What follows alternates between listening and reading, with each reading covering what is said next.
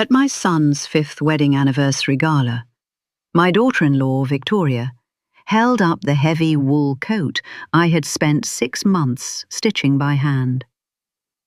She didn't look at the pristine lining, nor did she notice the hidden monogram near the cuff. Instead, she wrinkled her nose, looked at her friends who were holding up their smartphones, and tossed it into a plastic bin meant for trash. "It's very homemade, Margaret," she said, her voice dripping with artificial sweetness. "But we only wear designer pieces here. It just doesn't fit the aesthetic of our family photo." The room filled with that uncomfortable, polite tittering of wealthy people watching a spectacle. I didn't argue. I didn't let a single tear cloud my one good eye. I simply walked over to the bin, lifted my coat from the trash, folded it over my arm, and walked out into the freezing November rain without saying a single word. My son, Thomas, stood by the champagne tower, watched his mother get humiliated, and chose to look down at his glass. He chose easier. He chose silence. But at 2 o'clock that morning my phone rang.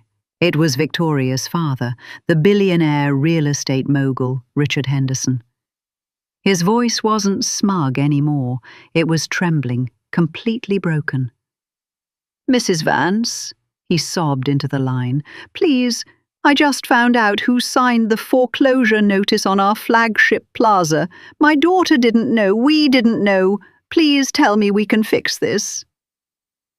I sat at my old wooden kitchen table, stroking the soft wool of the coat in my lap, and replied very softly, "You should have taught your daughter that the most expensive things in a room are rarely the ones with a logo, Richard." Good night. Welcome back to our channel.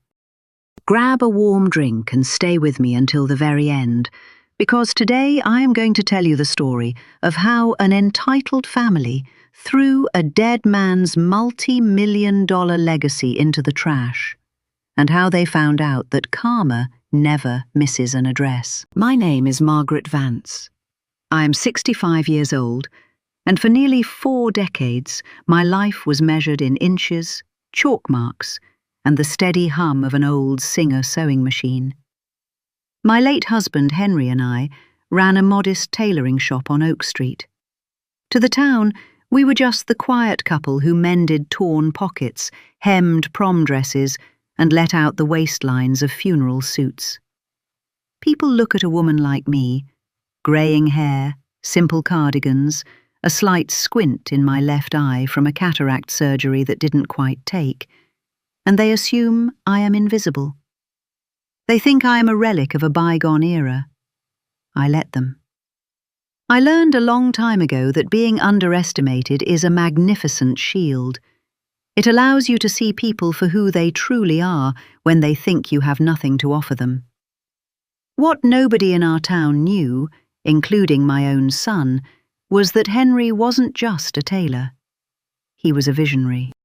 In the late 1980s, he invested every spare penny we made into acquiring run-down warehouses and neglected plots of land on the outskirts of the city. He used to say, "Margaret, fashion fades, but the ground beneath our feet stays forever. Time pays massive interest on patience."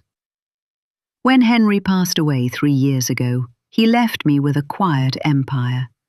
I became the sole anonymous owner of Vance Holdings, a private trust that owned the very land the city's luxury fashion district was built upon. But I didn't change my life. I didn't buy a mansion. I stayed in my small house because my wealth wasn't my identity, it was my security. And then there was my son, Thomas. Thomas was our only child, born late in our lives. He was gentle, brilliant, but possessed a fatal flaw. He hated conflict. He would swallow his own pride, his own morals, just to keep the peace. 5 years ago, he met Victoria Henderson.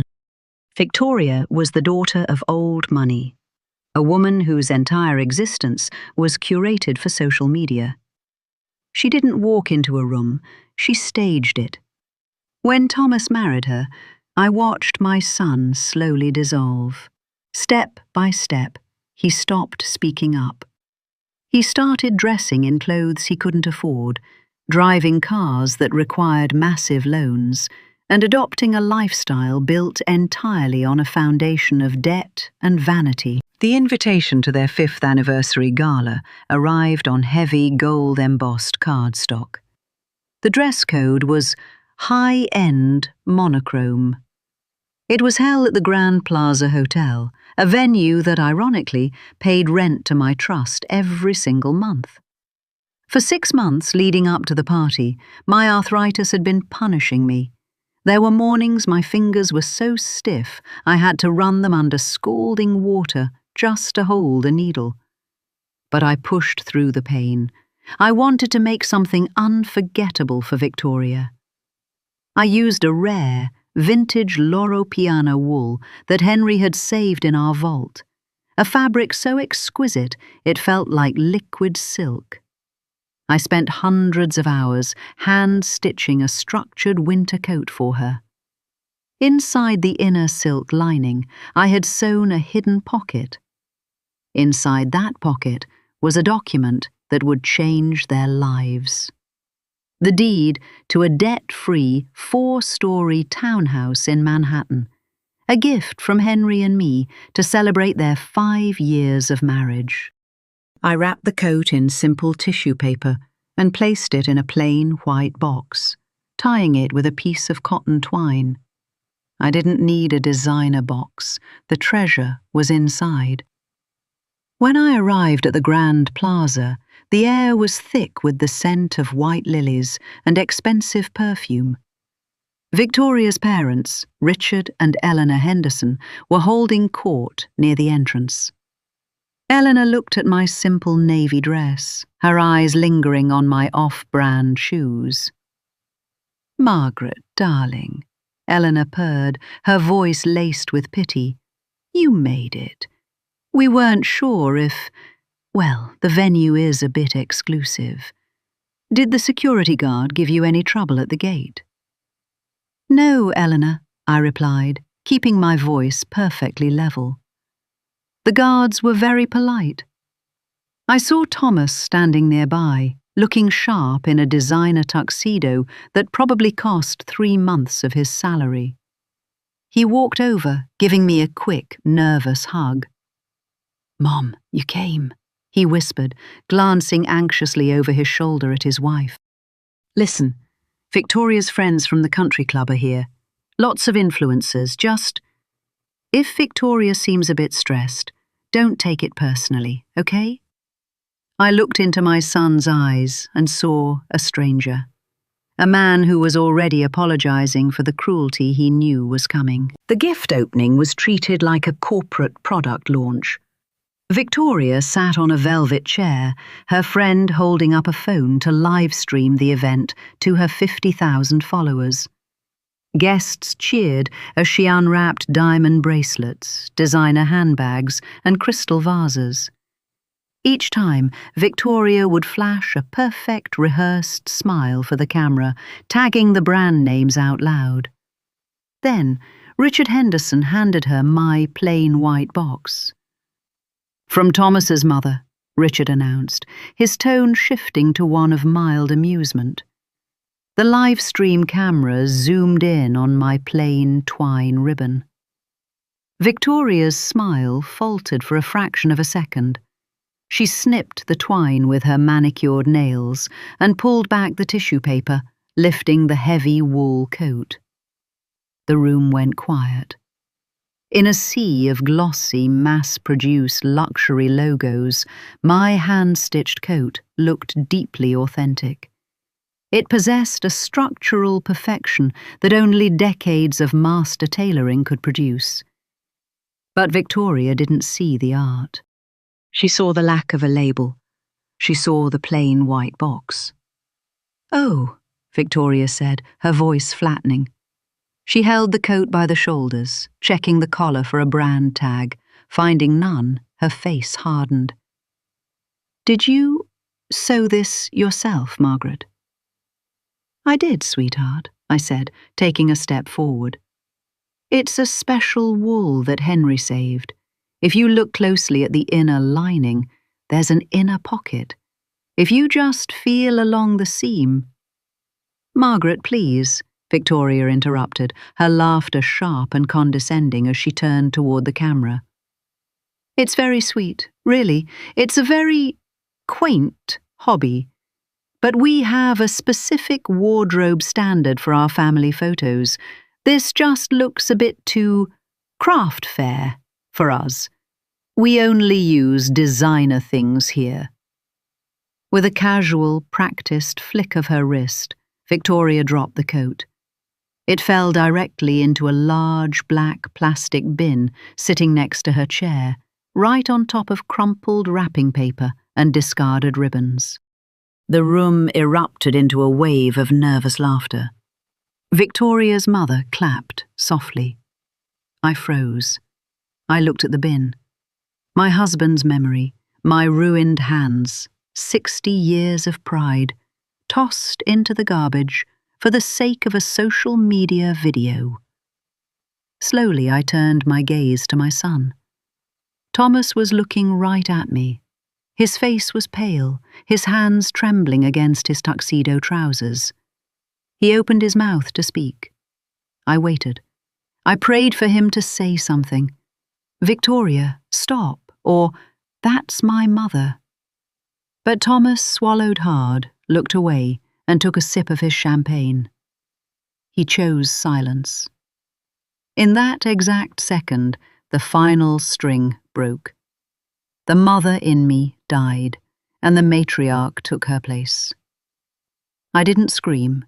I didn't cause a scene. I calmly walked across the polished marble floor, reached into the bin, and lifted my coat. I shook off a piece of stray ribbon, folded it perfectly over my arm, and looked directly into Victoria's cold, triumphant eyes. "You're right, Victoria," I said, my voice echoing in the sudden silence of the room. "This coat is far too expensive for this room. Happy anniversary." I turned on my heel and walked out, leaving the empire they thought they owned behind me. After I hung up the phone on Richard Henderson at 2 o'clock in the morning, the silence that settled over my kitchen was heavy, almost suffocating. I didn't turn on the overhead lights. I just sat there in the dim, ambered glow of the street lamp filtering through the window, listening to the rhythmic ticking of the grandfather clock in the hallway. On the table in front of me lay the wool coat. It was damp from the November rain, smelling faintly of wet earth and the sharp floral perfume Victoria had sprayed so liberally throughout her gala. I reached out and touched the collar. My arthritic knuckles throbbed, a dull, aching reminder of the 6 months I had spent forcing my stubborn fingers to push a silver needle through heavy fabric. I looked across the room at my old Singer sewing machine, sitting in the corner like a loyal iron soldier. That machine had been my companion for 40 years. It had paid for my groceries. It had paid for my son's braces. And it had listened to every secret I had ever held. People who see me today, in my faded cardigans and orthopedic shoes, think I am a lonely widow trapped in the past. They see a woman who buys her groceries with coupons and walks to the local market to save on gas. Victoria's mother, Eleanor, had once openly whispered to her friends at a charity luncheon that I was a charity case that Thomas had to drag along. They didn't understand that my frugality wasn't born out of poverty. It was born out of a profound respect for what money truly represents. To me, wealth wasn't a tool to buy flashiness. It was freedom. It was a shield to protect the people I loved. My husband Henry had taught me that. Henry was a master tailor. a man who could look at the slope of a man's shoulders and tell you his character. He was also a man who spoke only when he had something worth saying. When we married in 1980, we had nothing but 2 suitcases, a mountain of ambition, and that single Singer sewing machine. We worked 14 hours a day. While I hemmed trousers, Henry would stand at the cutting table, his shears moving with the precision of a surgeon. But Henry's real genius didn't lie in the garments he made. It lay in what he did with the profits. In the late 1980s and early 90s, our city was undergoing a massive shift. The old industrial sector on the north side was collapsing, and factories were closing down. Most people saw a wasteland of brick and rust. Henry saw the future. Every time we saved a few $1,000s, Henry wouldn't buy a new car or take us on an expensive vacation. He would walk down to the city registry and buy up the deed to a neglected warehouse or a abandoned lot on the outskirts. The local businessmen laughed at him. They called him the crazy tailor who collects garbage land. Henry would just come home, hang up his worn tweed coat, and smile at me over dinner. "Let them laugh, Margaret," he would whisper, his eyes shining. "They are looking at tomorrow through the lens of today. This city is going to expand, and when it does, they will need the ground we are standing on. Time pays massive interest on patience." He was right. 30 years later, that garbage land became the epicenter of the city's multi-million-dollar luxury fashion district. The old warehouses were demolished to make way for high-rise glass towers, 5-star hotels, and ostentatious shopping plazas. To manage these properties, Henry established Vance Holdings, a private, heavily shielded real estate trust. He deliberately kept our names off the public registries, using a top-tier law firm in Manhattan to act as the public face of the company. We remained the anonymous landlords of the wealthiest people in the city. When Henry passed away 3 years ago from a sudden heart attack, he left me with a portfolio worth nearly $90 million. But on his deathbed, he held my hand and gave me one final solemn piece of advice. "Margaret, our son Thomas is a good boy, but he has a soft spine. He marries the crowd he is in. If you give him this money too soon, it will ruin him. It will attract the kind of people who eat the flesh and leave the bones. Keep the shield up until you are certain he knows what a dollar is worth." So I kept the shield up. I stayed in our small house. I kept my old car. And I watched with a breaking heart as my son fell into the exact trap his father had predicted. Thomas met Victoria Henderson at a corporate event. Victoria was the daughter of Richard Henderson, the CEO of Henderson Developments, a massive, aggressive real estate firm that built the very luxury plazas sitting on my land. To the public, the Hendersons were royalty. They lived in a gated mansion, flew in private jets, and their names were plastered on every charity gala board in the state. Victoria had been raised in an environment where your worth was entirely defined by your visibility. She didn't look at Thomas as a man. She looked at him as an accessory that could be molded to fit her brand. Within a year of their marriage, Thomas had changed completely. He stopped visiting me on weekends because Victoria claimed my house gave her allergies.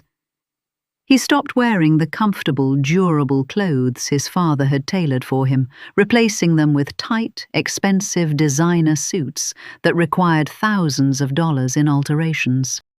He took out massive loans to buy a sports car he didn't need, all to look the part of a Henderson. What Thomas and Victoria never knew was that Henderson Developments was a house of cards built on a foundation of massive, toxic debt. For the past 2 years, Richard Henderson had been aggressively expanding, borrowing hundreds of millions of dollars to build a new flagship luxury plaza in the heart of the downtown district. But the economy had shifted. High-end retail was slowing down, tenants weren't signing leases, and the interest rates on Richard's loans were suffocating him. The grand ballroom where they held their anniversary gala tonight, the very hotel that Richard Henderson boasted about owning, the land beneath it belonged to Vance Holdings. In fact, just 3 weeks ago, my legal team had informed me that Henderson Developments had defaulted on their ground lease payment for the 3rd consecutive month. Richard Henderson didn't need a simple loan. He needed a massive $200 million debt restructuring and a 20-year lease extension from Vance Holdings to avoid absolute bankruptcy. He had sent desperate, pleading letters to my attorneys, begging for an audience with the anonymous owner of the trust. I had been sitting on those documents for a month, undecided. I had originally intended to use my leverage to quietly secure Thomas's financial future, to ensure that no matter what happened to the Hendersons' reckless business, my son would be safe. That was why I had sewn the deed to the Manhattan townhouse into the lining of Victoria's coat. It was a debt-free asset, a safety net worth $4 million, placed invisibly into her hands. It was my way of honoring Henry's wish, giving them a piece of the legacy, but hiding it inside something made by hand, to see if they had the grace to value the love that created it. But tonight, Victoria had looked at that love and called it garbage. And Thomas had stood there, took a sip of his expensive champagne and allowed it to happen. I stood up from the kitchen table, walking over to the sink to pour out my cold tea. I looked at the damp coat resting on the wood. The time for quiet observation was officially over. If they wanted to live in a world where only labels and power mattered, then I was about to show them exactly what real power looked like. To understand how we arrived at that black plastic trash bin at the Grand Plaza Hotel, you have to understand the 6 months that preceded it. Cruelty in a family rarely appears overnight. It is a slow, creeping vine that feeds on silence and compromise. And my son, Thomas, had been feeding that vine for a very long time. It started in May, 6 months before the gala. Thomas and Victoria lived in a luxury penthouse downtown, overlooking the river. What Thomas had forgotten, and what Victoria never knew, was that the $500,000 down payment for that very penthouse had come from a private family loan that Henry and I had given him as a wedding present. We told him he could pay it back whenever he was ready, with 0 interest. It wasn't a loan, it was a mother and father trying to give their child a head start.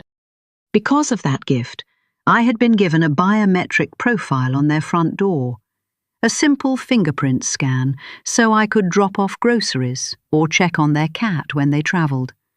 It was my one small connection to their lives. One rainy Tuesday afternoon, Thomas called me from his office. He sounded exhausted, coughing heavily, his voice raspy from a severe bout of the flu. As a mother, no matter how old your child gets, a sick voice instantly turns them back into a 7-year-old boy. I spent 4 hours in my kitchen brewing a large pot of traditional chicken bone broth, simmering it with fresh herbs from my garden. I packed it into a thermal glass jar, wrapped it in a clean linen towel, and took a 30-minute bus ride downtown in the pouring rain. My knees were aching terribly, but I didn't care. My son was sick.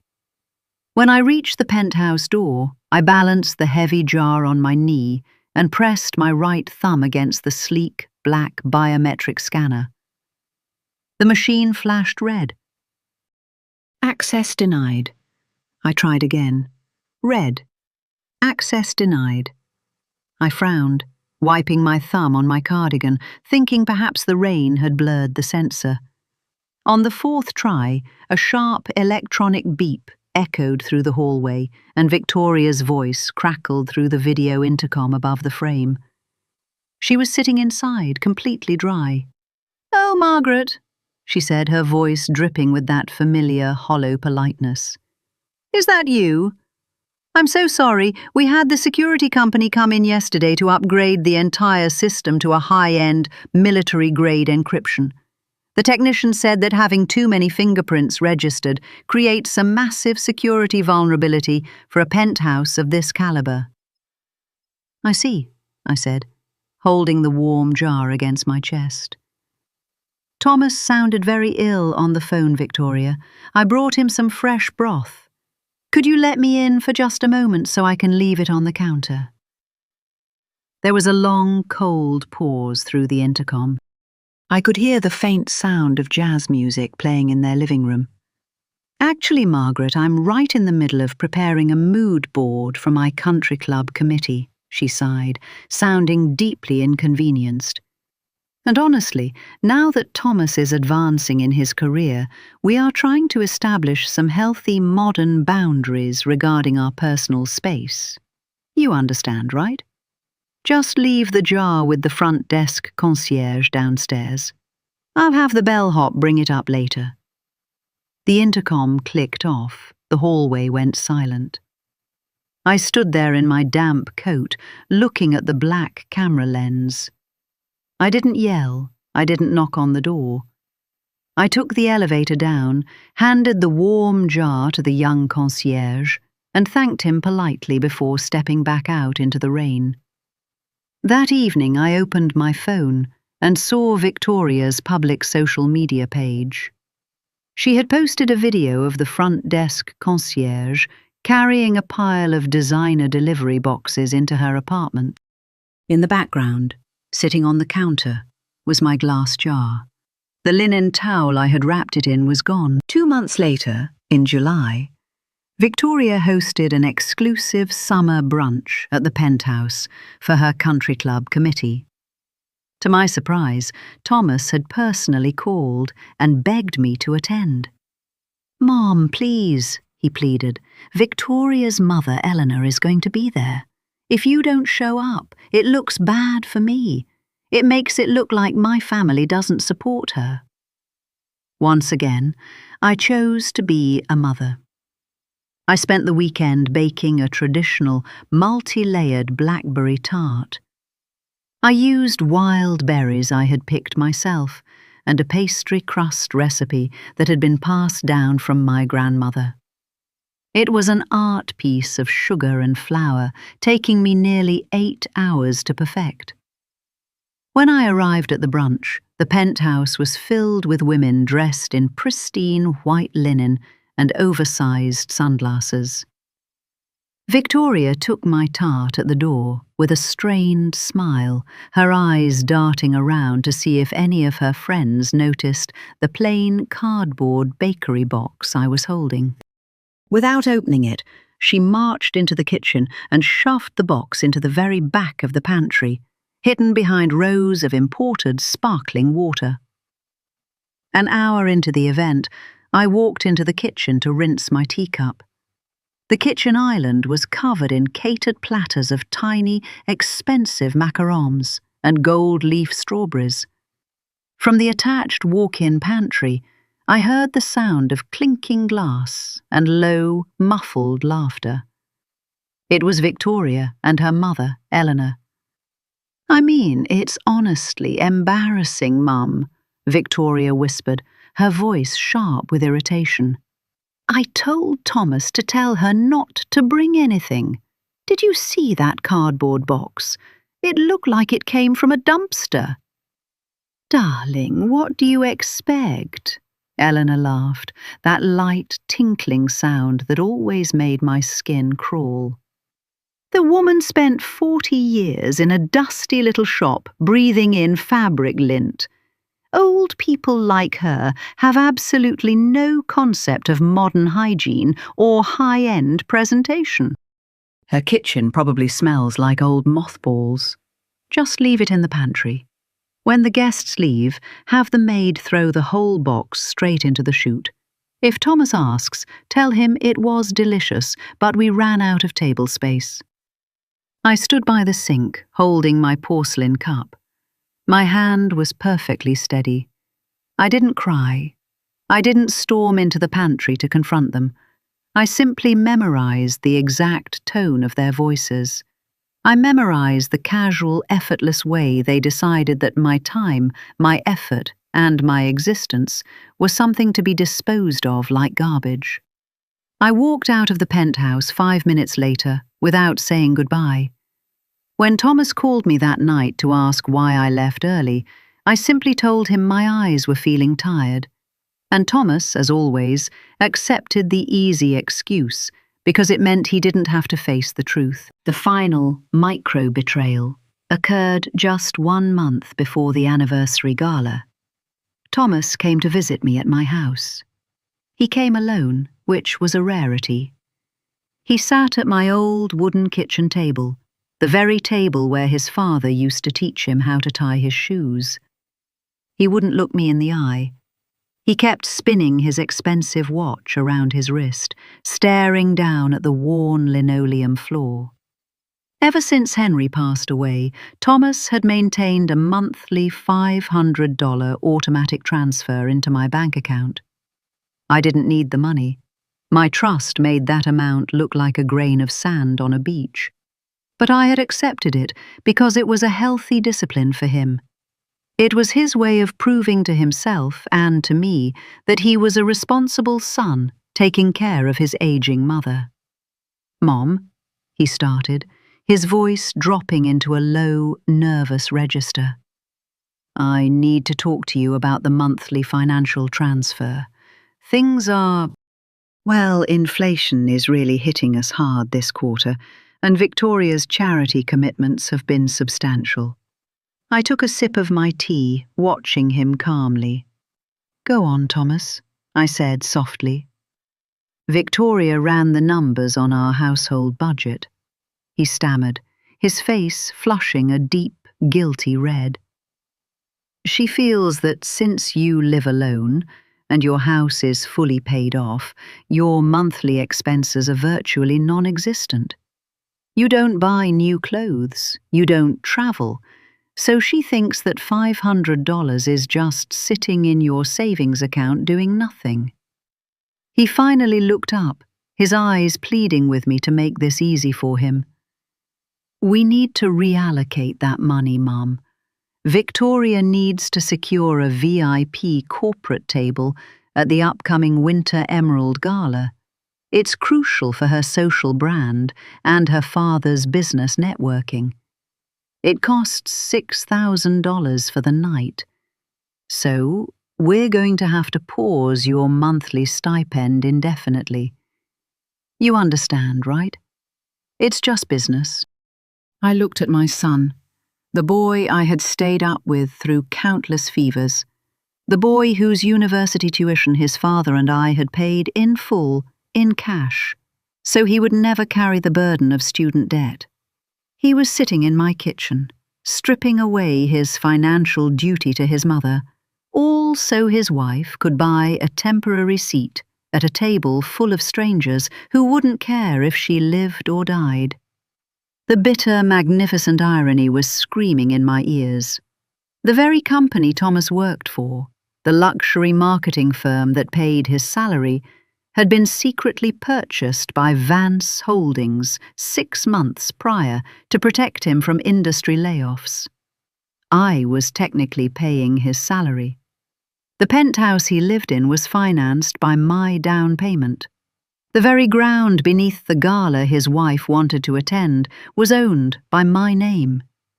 And here he was, asking me to starve so his wife could play princess.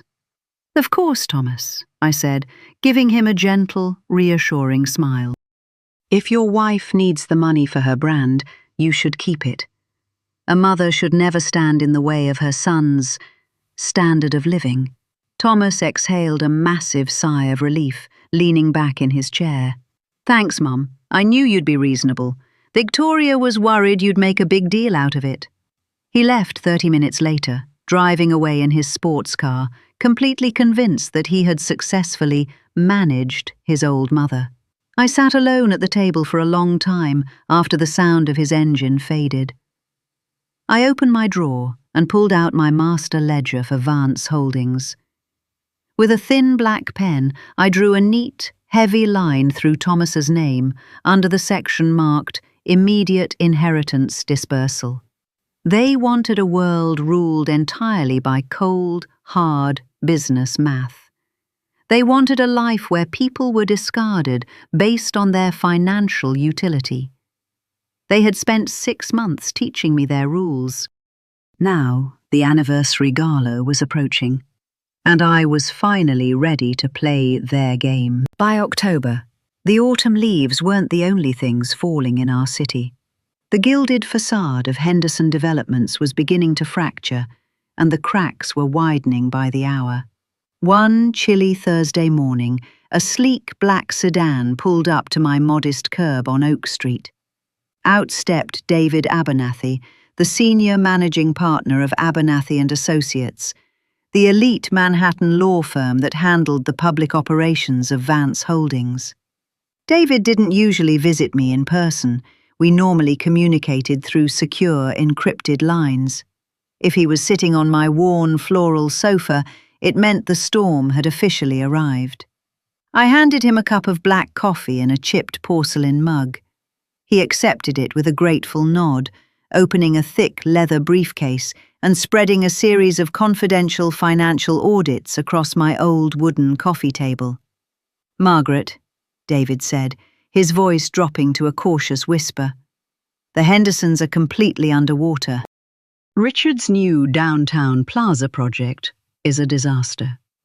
High-end brands aren't signing leases because his rent demands are astronomical, and his primary creditors are threatening to freeze his assets by the end of the month." I adjusted my reading glasses, looking over the balance sheets. The numbers were catastrophic. Richard Henderson owed over $200 million in short-term commercial debt, and the interest was eating his company alive. "He's desperate," David continued, pointing to a red-stamped document. "He's formally submitted an emergency application to Vance Holdings. He is begging for a $200 million debt restructuring, a 20-year extension on his ground leases, and a complete freeze on his monthly rent payments for the next 2 quarters. If the anonymous owner of Vance Holdings says no, Henderson Developments will file for Chapter 11 bankruptcy before winter. Richard, Eleanor, Victoria, their entire empire will vanish overnight." I looked out the window at my small garden. I thought about Victoria's smug face through the intercom when she denied my fingerprint scan. I thought about Eleanor's tinkling laugh as she talked about my unhygienic kitchen. They were building their entire lives on a mountain of stolen prestige, completely unaware that the quiet old woman they despised held the match that could burn it all to the ground. "What do you want to do, Margaret?" David asked, watching my face intently. "We can deny the request today and let the courts handle the liquidation. By December, you'll own their entire portfolio for pennies on the dollar." I ran my fingers over the edge of the paper. "Hold the documents for now, David," I whispered. "I want to give my son one final chance to prove to me that he still remembers who he is. I need to see if there is any piece of his father left inside him before I make my decision." The next afternoon, I called Thomas and asked him to meet me. I didn't invite him to his flashy downtown office, and I certainly didn't ask to go to the penthouse. Instead, I told him to meet me at the Golden Griddle, a small, grease-stained diner on the edge of the industrial district. It was the place Henry and I used to take Thomas every Saturday morning when he was a boy, back when our tailoring shop was just beginning to turn a profit. Thomas arrived 40 minutes late. He didn't sit down comfortably. He hovered over the vinyl booth, constantly checking his gold Rolex, looking utterly mortified to be seen in a place that smelled of fried bacon and cheap filter coffee. "Mom, why here?" he muttered, adjusting the stiff collar of his custom suit. "If Victoria's friends see my car parked outside a place like this, it looks weird. I'm right in the middle of preparing the press release for her father's new plaza expansion." "Sit down, Thomas," I said gently, pouring a drop of milk into my coffee. "Your father and I used to dream about your future in this exact booth. I just wanted to look at you somewhere that wasn't covered in your wife's aesthetics." He sighed, sliding into the booth with an irritated grunt. "Listen, Mom, if this is about the $500 monthly stipend, I already told you." "It's not about the money, Thomas," I interrupted, looking directly into his eyes, the same hazel eyes his father had. "I want to ask you a serious question. Are you happy?" Thomas flinched slightly, his defensive armor cracking for a split second. But then he recovered, flashing a hollow corporate smile. "Of course I'm happy, Mom. I'm Vice President of Marketing. I live in a multi-million-dollar penthouse. I'm married to one of the most prominent socialites in the city. Richard is about to launch the biggest project of his career. We are winning." "And if it all disappeared tomorrow?" I pressed, my voice soft but heavy. "Thomas, I hear rumors in the textile and real estate markets. Word travels fast to an old woman with a tailoring shop. People say the Henderson Empire is built on quicksand. They say Richard is drowning in debt. If the worst happens, son, do you and Victoria have a real foundation? Do you have something that doesn't rely on a luxury label?" Thomas's face hardened. The guilt he had been carrying for months suddenly curdled into deep, ugly resentment. He leaned across the sticky table, his voice sharp with venom. "You just don't get it, do you, Mum?" he sneered, his voice dripping with condescension. "You've spent 40 years trapped in that tiny, dusty shop on Oak Street, sewing buttons on other people's clothes for pennies. You think small. You think in terms of coupons and savings accounts. You have absolutely no concept of how high-end global business works." I sat perfectly still, letting his words wash over me. The pain was sharp, a cold knife in a mother's heart, but it brought with it an absolute, beautiful clarity. "Richard Henderson operates on a level you couldn't even comprehend," Thomas continued, his pride blinding him completely. "Large corporations don't worry about petty debt. It's called leverage, Mum. It's called power. Victoria and I don't need a quaint little foundation because we are backed by an untouchable institution. In 2 weeks, at our 5th anniversary gala, Richard is going to introduce us to the most powerful real estate mogul in the state to finalize our future. So please, stop projecting your old-fashioned anxieties onto my life." He slid out of the booth, standing over me like a judge delivering a sentence. "Victoria was right," he said coldly, looking down at his polished leather shoes. "You're just bitter because you spent your entire life watching wealthy people live the dream from behind a cutting counter, and you can't stand that your son is finally one of them. I'll see you at the gala, Mum. But please, if you're going to come, wear something that doesn't make me look embarrassed." He turned on his heel and walked out, the little bell above the diner door jingling merrily behind him. Through the window, I watched his sports car roar away, leaving a cloud of grey exhaust in the autumn air. I sat in the empty booth for a long time, watching the steam rise from my untouched cup of coffee. The final test had been administered, and my son had failed it completely. He hadn't just abandoned his mother, he had abandoned his father's legacy, tradesmanship, and basic human decency, all to worship a golden calf that was already starving to death. I opened my faded leather purse, pulled out my phone, and dialed David Abernathy. "David," I said, my voice as steady as granite. "Regarding Richard Henderson's application for debt restructuring and lease extensions." "Yes, Margaret," David answered instantly. "Prepare the formal rejection documents," I commanded. "Draft a strict, non-negotiable foreclosure notice for their flagship properties, effective 48 hours after the anniversary gala. And David, ensure the paperwork is delivered to Richard's personal desk at precisely midnight on the night of the party." "Understood, Margaret. Consider it done." I hung up the phone. The trap was set. The stage was arranged.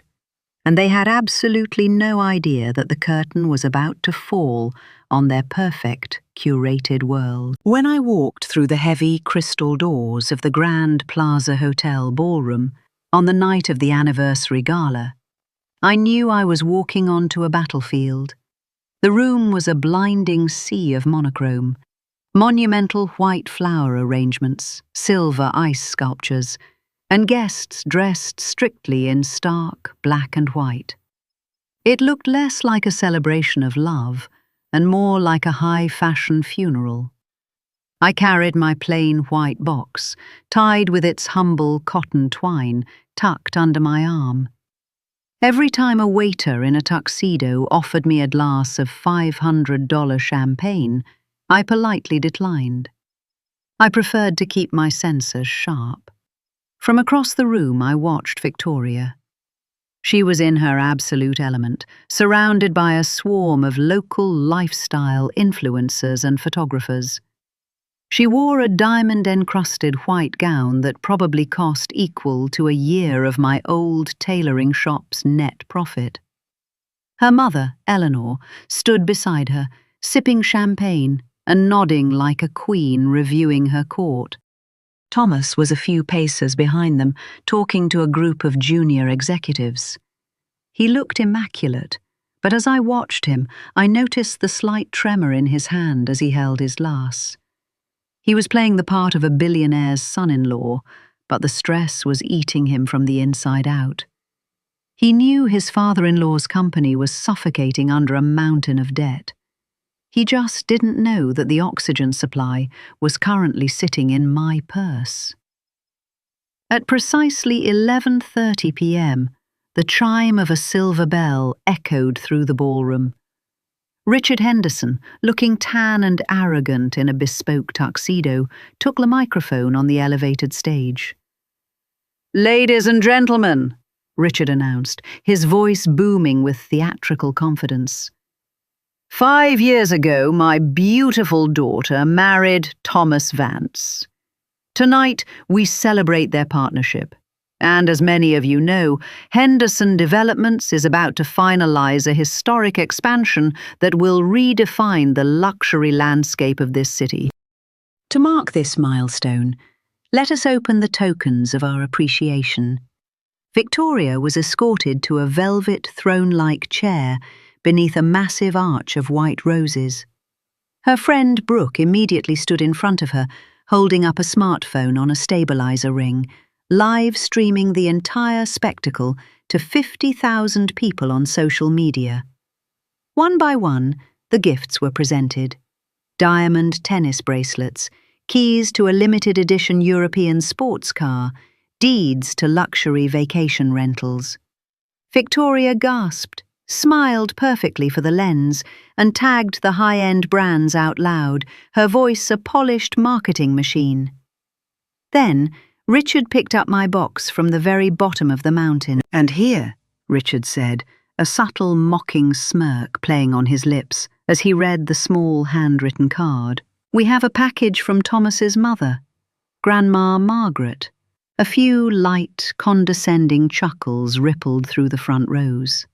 The live stream camera pivoted, zooming in on my plain white box and the cotton twine. Victoria's perfect smile stiffened. She looked at the box as if it were a biohazard.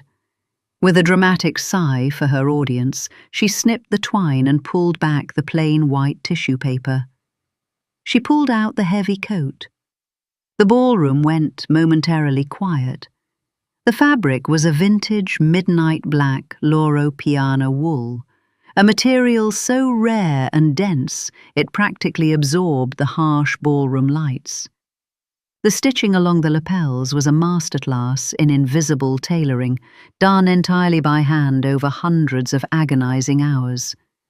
It possessed a quiet, majestic weight that made every machine-made designer dress in that room look like cheap tinsel. But Victoria didn't see the art. She looked for a logo.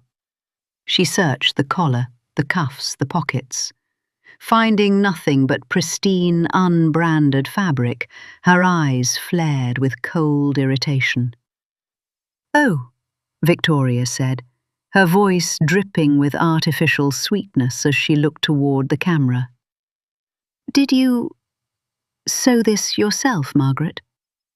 It's very homemade." I took 3 steps forward, standing at the edge of the velvet carpet. I kept my voice gentle, perfectly calm. "I did, Victoria," I said softly.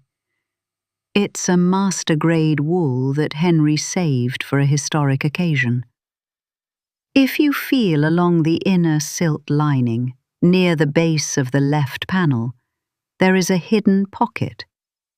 If you open it—" "Margaret, please," Victoria interrupted, cutting me off with a sharp, high-pitched laugh that echoed through the microphone. She stood up, holding the coat by 2 fingers as if it were a dirty rag. "It's a very quaint little hobby, really. But we have a highly curated aesthetic for our family legacy. This looks a bit too much like a flea-market craft for a Henderson event. We only use designer things here, darling." With a sudden aggressive flick of her wrist, Victoria turned toward the tall steel trash can lined with a black plastic bag that sat next to the gift table for discarded wrapping paper. She let go. The heavy midnight black coat plummeted into the trash bin, landing with a soft thud on top of crumpled ribbons and empty champagne boxes. The ballroom erupted into a wave of nervous, cruel laughter. Eleanor Henderson clapped her hands together in quiet amusement. My heart felt like it had been encased in ice. I didn't look at Victoria. I looked past her, straight at my son. Thomas was standing less than 5 feet away from the bin. He had watched the coat his mother had bled over with arthritic hands, get tossed into the garbage like offal. His face was a mask of absolute horror. His mouth opened. He looked at me, his eyes pleading, terrified of the scene he thought I was about to make. He looked at his wife, then at his father-in-law, and then Thomas took a slow, deliberate sip of his champagne, closed his mouth, and looked down at the floor. He chose easier. He chose to let his mother be destroyed, to protect his wife's social media feed. In that exact split second, the final maternal tether in my soul snapped. The quiet, thimble-wearing widow vanished, and the sole owner of Vance Holdings took her place. I didn't yell. I didn't cry. I calmly walked past the stage, reached my hand deep into the black plastic bin, and lifted my coat out of the trash. I brushed a stray silver ribbon off the sleeve, folded it with the perfect precision of a 40-year tailor, and rested it securely over my left arm. I looked directly into Victoria's smug, triumphant eyes. "You're entirely right, Victoria," I said, my voice carrying a terrifying crystalline stillness that cut through the ballroom's laughter. "This coat is far too expensive for this room. Happy anniversary." I turned on my heel and walked out of the grand ballroom, my spine perfectly straight. I didn't stop until I reached my old sedan, parked in the dark, rainy alley behind the hotel. I slid into the driver's seat, locked the doors, and pulled the coat against my chest. It smelled faintly of banana peels and trash bag plastic. I wept. I wept for the boy I had raised, who had traded his soul for a champagne glass. But as the digital clock on my dashboard flicked to 12 a.m., my tears stopped. The countdown had ended. Midnight had arrived. Inside the grand ballroom, the party was at its peak. Richard Henderson was pouring a massive pyramid of champagne, laughing with a group of city council members. Suddenly, the heavy double doors of the ballroom swung open. A man in a sharp, razor-cut charcoal suit walked into the room. He didn't look like a party guest. He carried a heavy, blood-red leather folder under his arm. It was David Abernathy. He marched past the influencers, past the security guards who didn't dare stop a man with that level of authority, and walked straight up to the stage where Richard Henderson stood. "Richard Henderson?" David asked, his voice cutting through the jazz music like a razor. "Yes? Who are you?" Richard frowned, lowering his glass. "This is a private event." "My name is David Abernathy, Senior Managing Partner of Abernathy and Associates, representing Vance Holdings," David announced, loud enough for the surrounding tables to hear. Richard's face instantly drained of all colour. He dropped his champagne glass. It shattered into 1,000 pieces against the marble floor. "Vance Holdings," Richard stammered, his hands shaking. The restructuring agreement. The owner signed it." "No, Mr. Henderson," David said, opening the red folder and handing him a thick document stamped with a black seal. "The owner has formally rejected your emergency application for debt restructuring. Furthermore, due to 3 consecutive months of default on your primary ground leases, Vance Holdings has officially executed a total, non-negotiable foreclosure on this hotel, your flagship downtown plaza, and your corporate headquarters. You have 48 hours to vacate the properties before asset liquidation begins." Richard's knees buckled. He clutched the edge of the stage to keep from collapsing. No, this is impossible," Richard gasped, his voice cracking on a sob. "The anonymous owner. Why would they destroy me like this? Who is it? Give me a name. I can pay them. Please, who is the owner?" David Abernathy leaned in close, his eyes completely merciless as he delivered the final strike.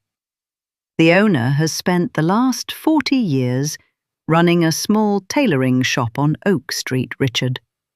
And she just left this room with her coat." While the grand ballroom of the Grand Plaza Hotel devolved into absolute unadulterated chaos, I was sitting in my kitchen on Oak Street.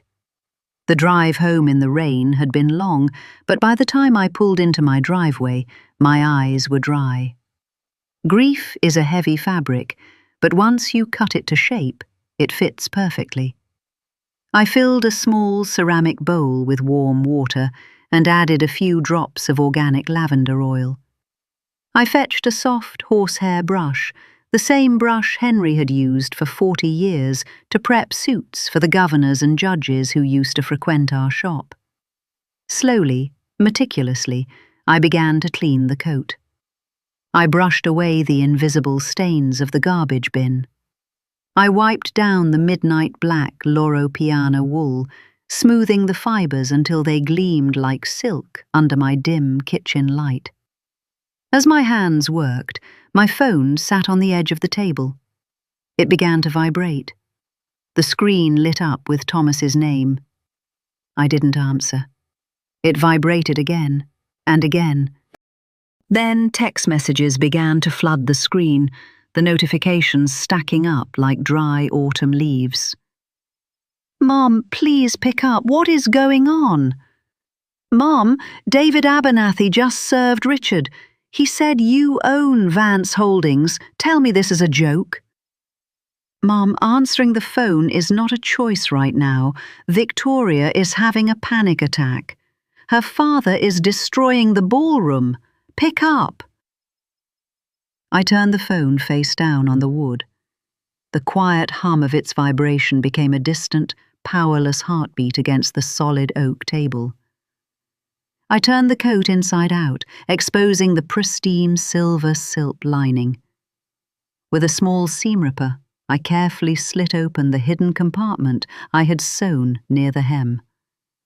I reached inside and pulled out the crisp, heavy parchment document, the debt-free deed to the 4-story townhouse on Upper East Side Manhattan. $4 million of prime real estate, fully paid for, intended to be their safety net. I looked at the gold-embossed seal on the document. Victoria had called the container quaint and flea-market craft, completely oblivious to the fact that she was holding her own salvation. I didn't destroy the deed. I simply placed it back into Henry's old cigar box on the counter, right next to my ledger. They had chosen a world ruled by logos and public image. It was only fair that they finally got to experience the cold reality of that choice. I later learned exactly what happened in the ballroom after I walked out, and the details were pieced together from the public wreckage they left behind. When David Abernathy delivered the foreclosure notice, Victoria's friend, Brooke, was still live streaming. She had been so caught up in capturing the high society drama that she forgot to turn off the camera. For 3 horrific minutes, 50,000 people on social media watched the Henderson empire disintegrate in real time. They watched Richard Henderson, a man who had built his reputation on ruthless arrogance, drop to his knees, clawing at David Abernathy's trousers, begging for a name, a phone number, an audience. They watched Eleanor Henderson faint into a tower of champagne glasses, sending a cascade of expensive crystal shattering across the white marble floor. But the worst part was Victoria. When the realization finally pierced through her thick armor of vanity, when she realized that the dusty old tailor she had just humiliated was the godmother of her entire financial existence, she turned on Brooke's camera like a feral animal. She screamed, throwing her designer heels at her friend, shouting at her to turn off the feed. But the internet keeps what it is given. Within 30 minutes, the video had been clipped, saved, and re-uploaded across a dozen viral platforms. By 1 a.m., the comment sections were ruthless. The very people Victoria had spent years trying to impress, the elite country club crowd she lived for, were tearing her apart. She threw her mother-in-law's handmade coat in the trash on camera and then found out the mother-in-law owns her entire life. This is legendary karma. Look at her dress. $50,000 for a gown, and she can't even afford to pay her ground rent. Fake wealth at its finest. The son just stood there and let it happen. Unbelievable. He deserves the bankruptcy too. By 2 a.m., the financial dominoes began to fall with brutal efficiency. Because Vance Holdings had executed the formal default notice, Richard Henderson's primary creditors panicked. Short-term loans were instantly recalled. Corporate bank accounts were frozen by lenders trying to salvage whatever liquidity was left. Even Thomas and Victoria's personal accounts weren't spared. When they tried to check out of the Grand Plaza Hotel to avoid the swarming paparazzi in the lobby, Victoria handed the front desk her platinum credit card to settle the incidental fees. The machine beeped. Declined. Thomas handed over his corporate card. Declined. The house of cards hadn't just shaken, it had imploded into dust. They had to leave through the service elevator, sneaking past the loading docks in the freezing rain, hitching a ride in the back of Brooke's car because their own sports car, financed entirely through a corporate lease under Henderson Developments, was already flagged for repossession. By 5 a.m., the rain had stopped, leaving the city washed in a cold grey mist. I sat in my armchair by the window, a fresh cup of tea in my hands, watching the dawn sky shift from charcoal to pale blue. The silence of Oak Street was broken by the sharp, screeching sound of tires. A battered, unwashed SUV, definitely not the sports car Thomas usually drove, pulled up to my curb, parking crookedly across my pristine lawn. The doors flew open. Out stepped Thomas and Victoria. They looked like ghosts of the people who had stood beneath the Rose Arch 5 hours ago. Victoria's $50,000 diamond gown was torn at the hem, stained with grey street sludge and rain. Her perfect hair was a matted wild nest, her mascara smeared across her pale, hollow cheeks. She wasn't wearing her designer heels. She was barefoot, her pedicured toes caked in dirt as she ran up my concrete walkway. Thomas was right behind her. His tuxedo jacket was gone, his white shirt wrinkled and soaked through with sweat. He looked smaller, withered, like a man who had spent the night watching his entire identity get erased from a computer screen. They didn't knock on the door. They pounded. They threw their bodies against the old wooden frame, shaking the glass panes of my front window. "Mom! Mom, please open the door!" Thomas screamed, his voice breaking into a ragged, desperate sob. "Mom, I know you're in there. Please, you have to talk to us. They're taking everything. Richard is in the hospital with chest pains. Please, Mom." I didn't rush. I set my teacup down on the saucer with a soft, deliberate clink. I smoothed down the front of my simple cotton cardigan, walked into the hallway, and unlocked the heavy iron deadbolt. When the door swung open, the cold morning air rushed into the house, bringing with it the smell of damp earth and desperation. Victoria didn't wait for an invitation. She fell to her knees right there on my worn welcome mat, her filthy hands grabbing the hem of my trousers, her face twisted in an expression of raw, ugly terror. "Margaret, please," she wailed, her chest heaving as she wept at my feet. "I'm sorry, I didn't know. I swear to God I didn't know who you were. If I had known, I would have never touched that coat. Please, tell your lawyers to stop. My father's company is going to dissolve by noon. We will lose the penthouse, the cars, everything. Please, Margaret, have mercy." I stood on my threshold looking down at the girl who, 5 hours ago, had told 50,000 people that my life's work belonged in a plastic trash bin. I didn't look at her with anger.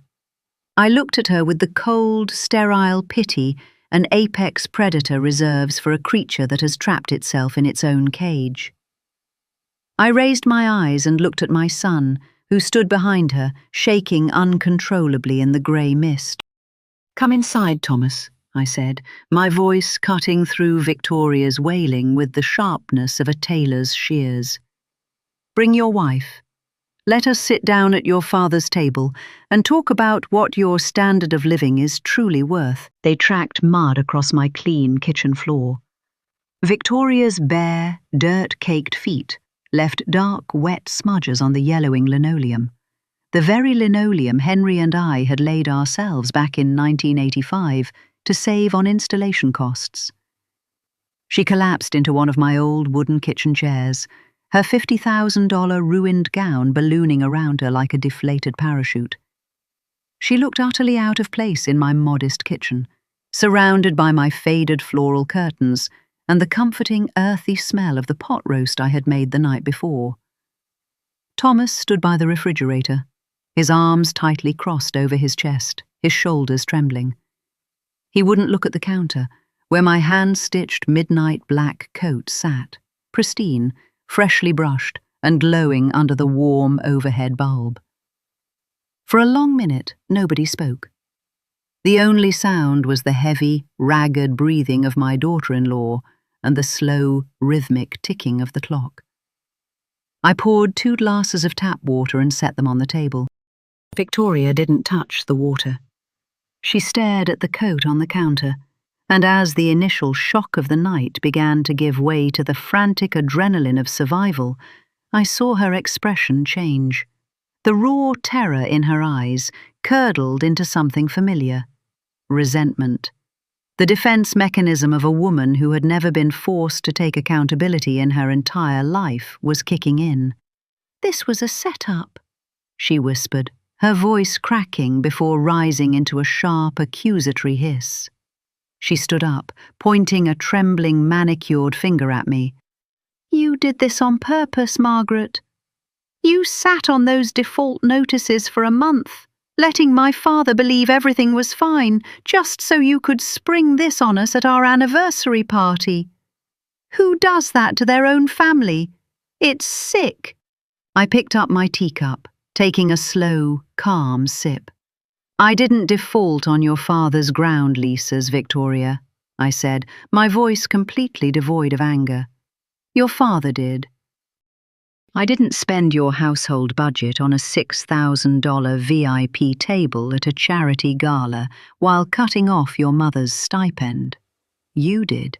I simply allowed the legal consequences of your business decisions to take effect at the contractually mandated time."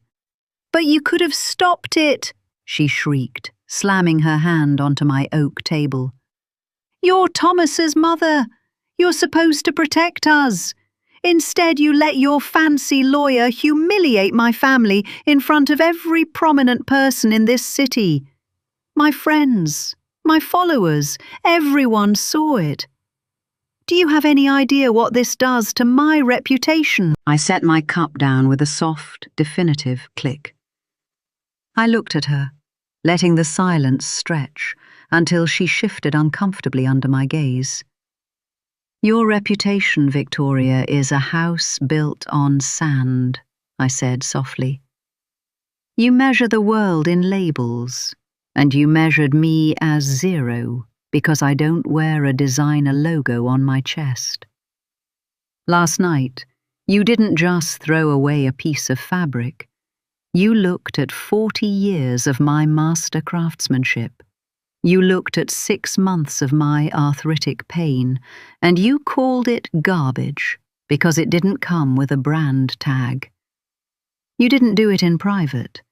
You did it for an audience. You did it for content.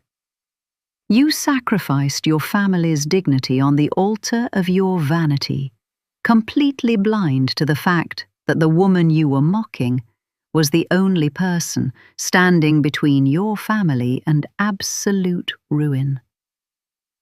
Victoria's mouth opened, but for the first time no words came out.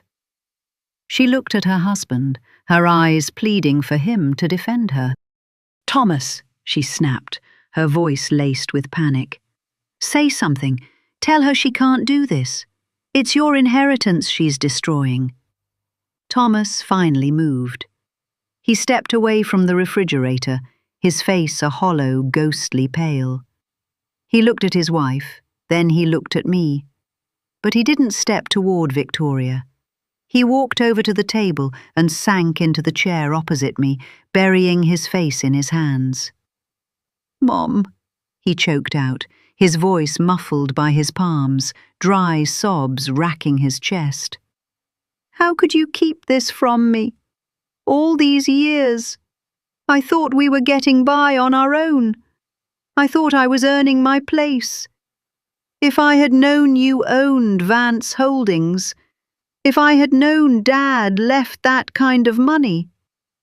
"If you had known, Thomas," I interrupted, my voice dropping into a register that made him look up instantly, "would you have stopped your wife from changing the biometric locks on your door when I brought you soup in the rain?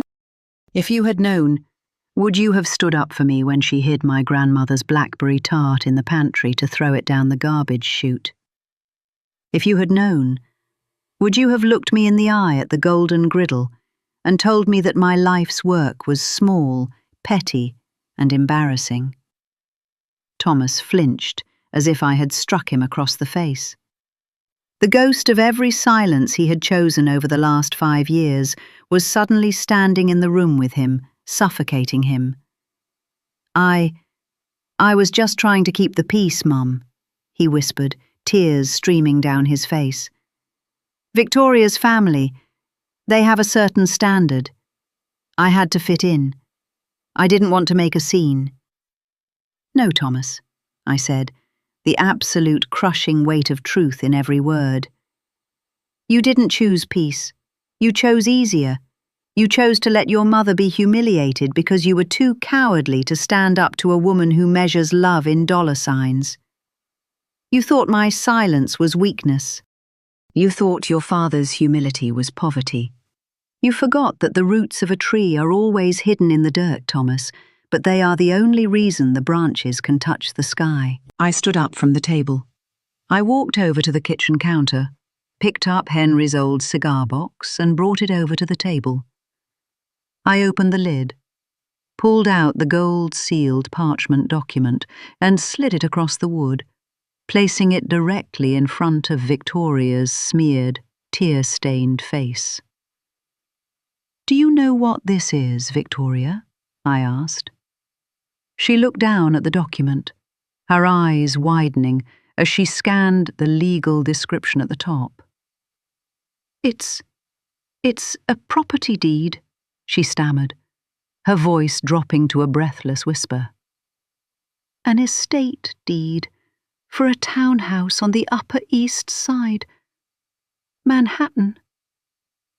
"It's a debt-free, fully paid-for luxury property," I explained, watching the absolute horror dawn on her face.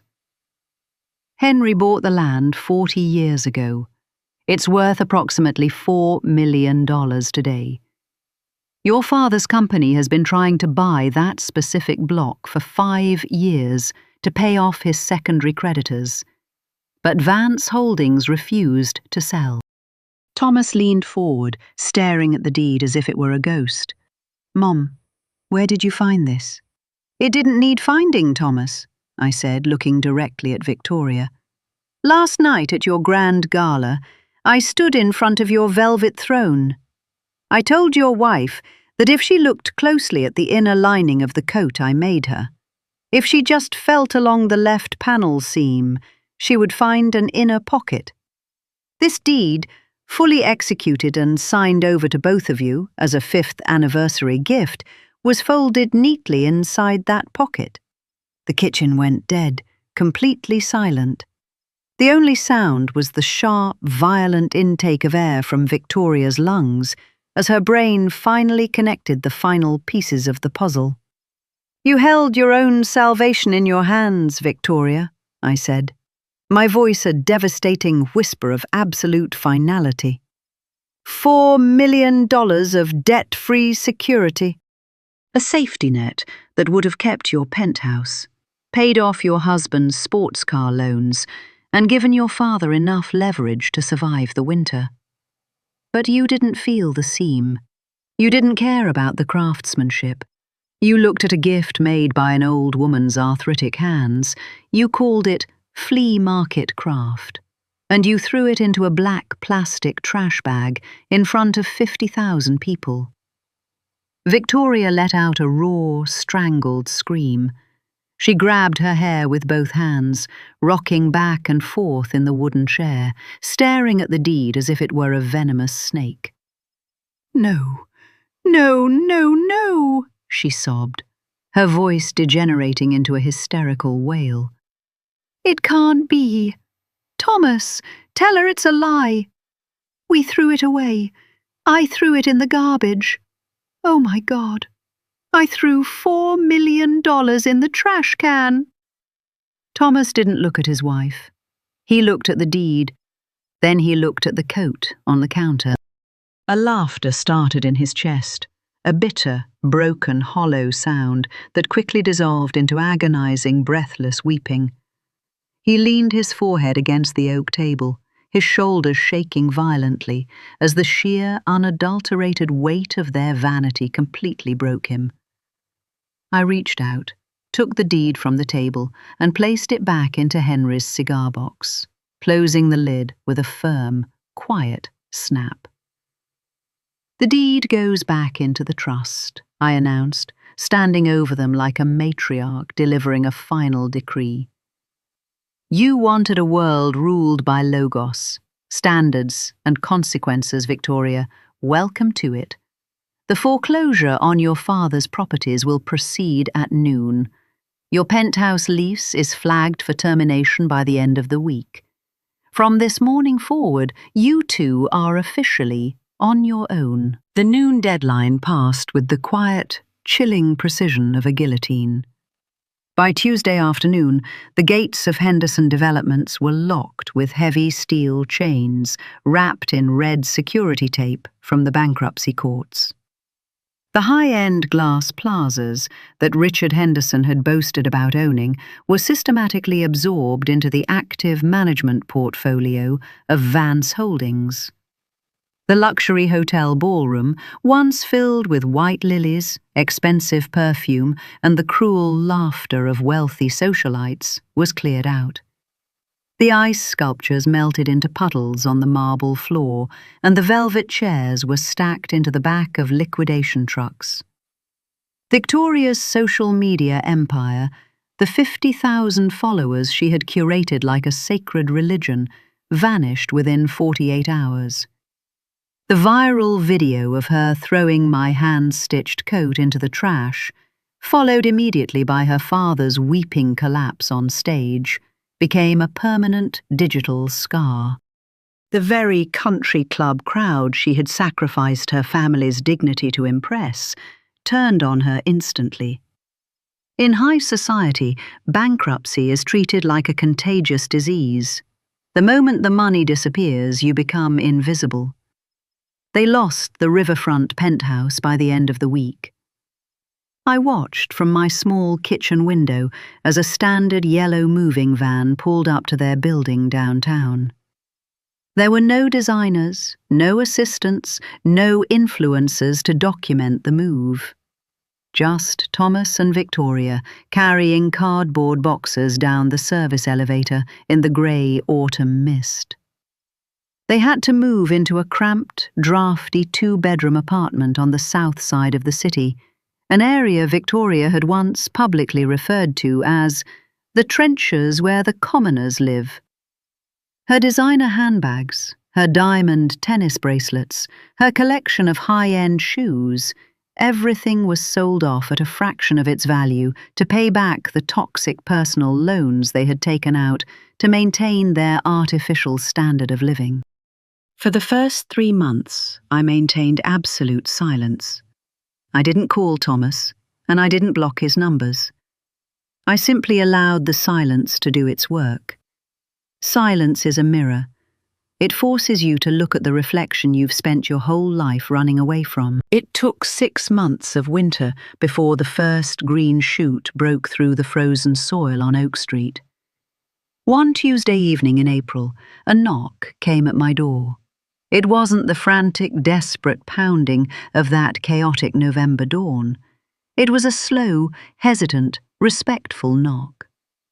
When I opened the door, Thomas was standing on the porch.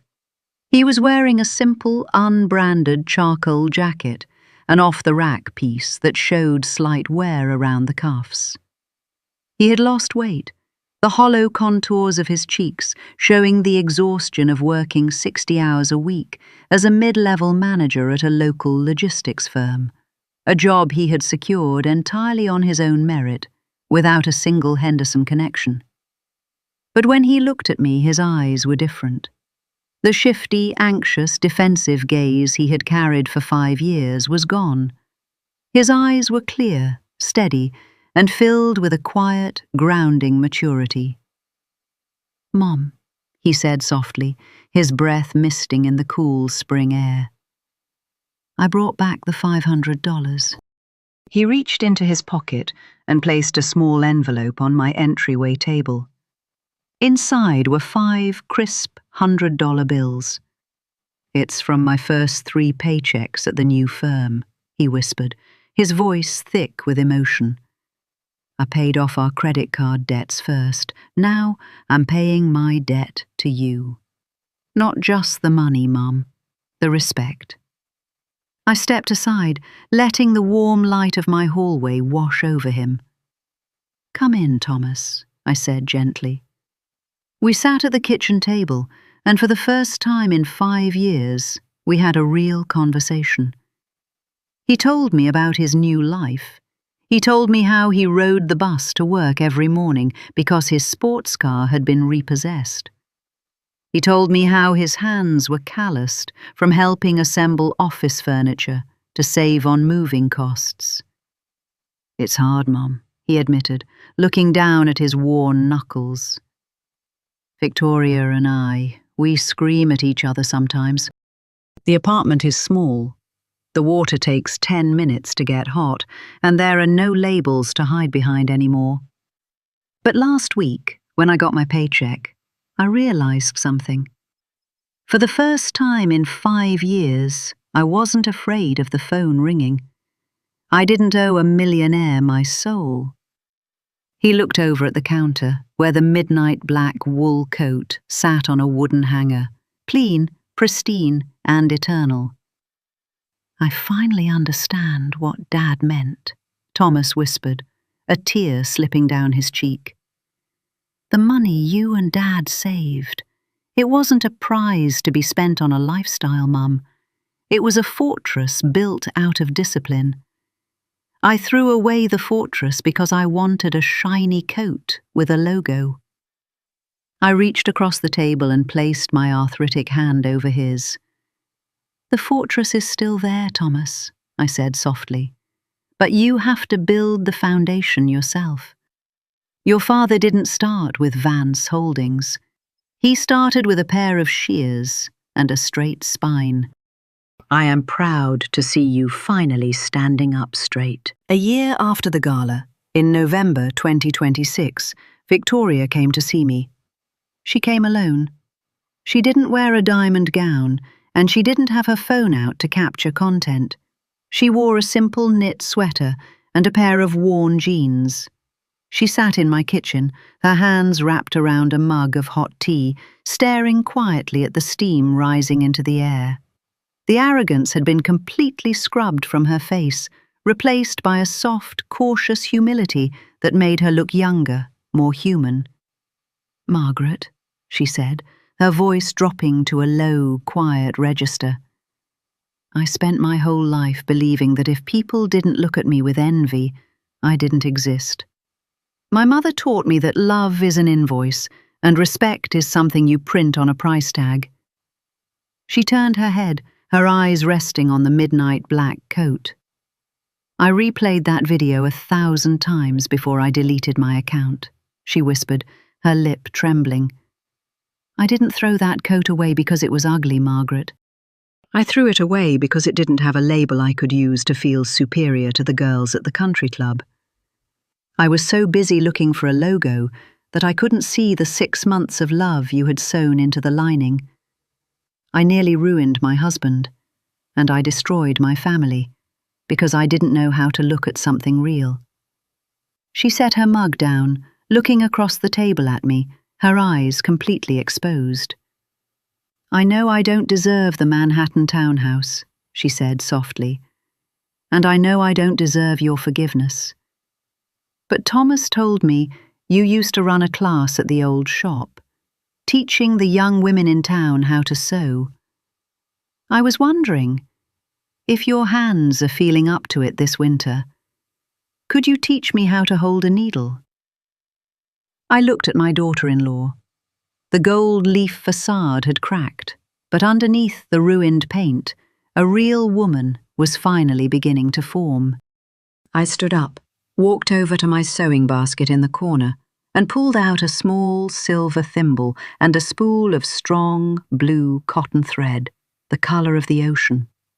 I walked back to the table and placed them gently into her palm.